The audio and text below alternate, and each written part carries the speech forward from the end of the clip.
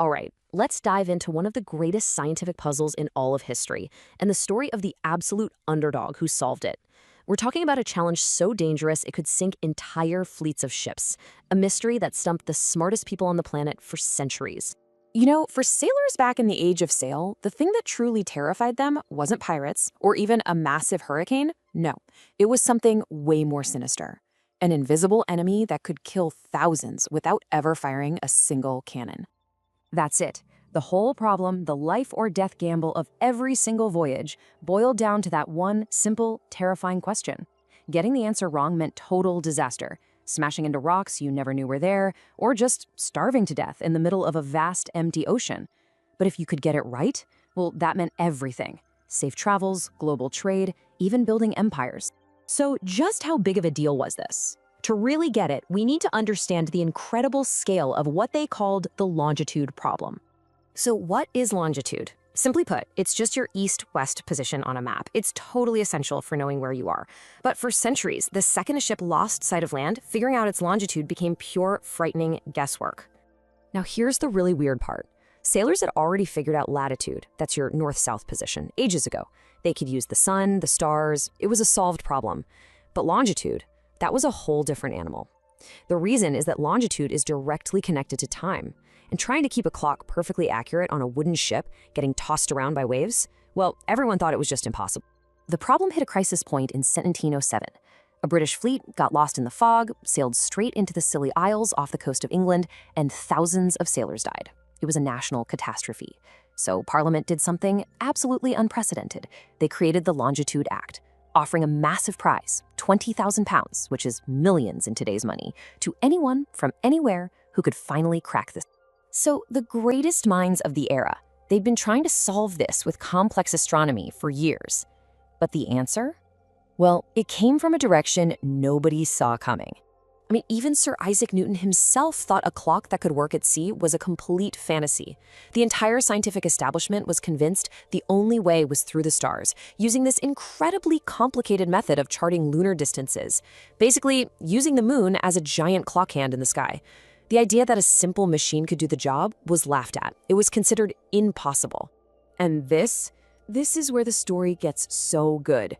The person who would finally solve the greatest scientific puzzle of his time wasn't some famous astronomer or a fancy mathematician from a university. He was a carpenter, a self-taught clockmaker from the English countryside. His name was John Harrison. He was a total outsider with an idea that was so radical it was almost simple. He thought, what if you could just build a clock that was so perfect it would keep the time from your home port, say London, no matter what? Then, at sea, you could just compare that London time to the local time, and the difference would tell you exactly how far east or west you'd gone, your longitude. Simple in theory, but everyone else thought it was impossible in practice. Until John Harrison. So Harrison dedicated his entire life to this one single obsession, building a clock that was tough enough to beat the chaos of the ocean. It would become a quest that lasted more than 30 years.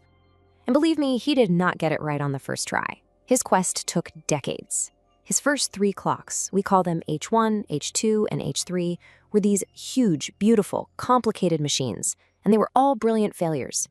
Each one pushed the limits of technology. I mean, he invented things like the bimetallic strip to stop metal from warping with temperature changes.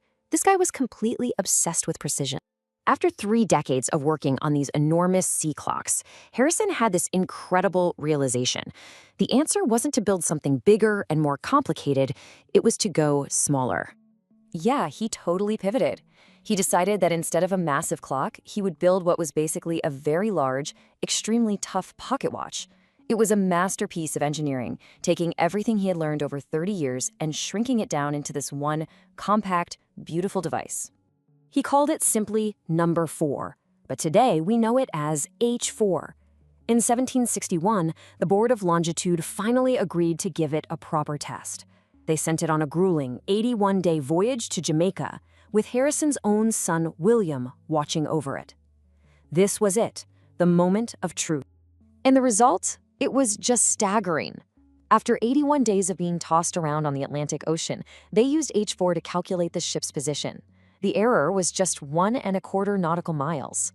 It was a stunning, world-changing success. He had done it. John Harrison had actually solved the longitude problem. But Harrison's battle was far from over. It turns out, his biggest fight wasn't against the forces of nature, but against the scientific establishment. So, despite this incredible achievement, the Board of Longitude just refused to pay him the prize money. They said it was a fluke, just dumb luck. They kept changing the rules. And the new astronomer royal, a guy named Neville Maskelyne, who was a huge supporter of that rival stargazing method, did everything he could to destroy Harrison's reputation. And you can just feel the heartbreak in Harrison's own words here. I mean, the man had poured his entire life into solving their problem, and all he got in return was suspicion and political games. He felt completely cheated out of his life's work. So, at his absolute wit's end, the now elderly Harrison does something amazing. He goes straight to the top. He appeals directly to King George III. Now, the king was a huge fan of science and new gadgets, and he personally tested Harrison's next watch, H5, right there in the palace. The king was furious with the board and told Harrison, "By God, Harrison, I shall see you right it." He personally stepped in. Harrison did finally get his money, but the impact of what he created was worth so much more than any prize. He didn't just build a better clock, he completely changed how we see our own planet. The effects were almost immediate. The famous explorer Captain James Cook took a copy of H4 on his voyages, which allowed him to map the Pacific Ocean with an accuracy that was just unthinkable before. By the 1800s, no ship captain would dream of setting sail without a marine chronometer.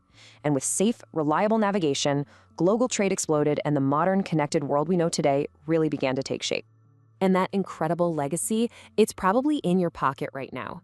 Every single GPS satellite orbiting the Earth, the entire system that your phone uses to tell you where to turn next, it all operates on the exact same fundamental principle that John Harrison proved centuries ago.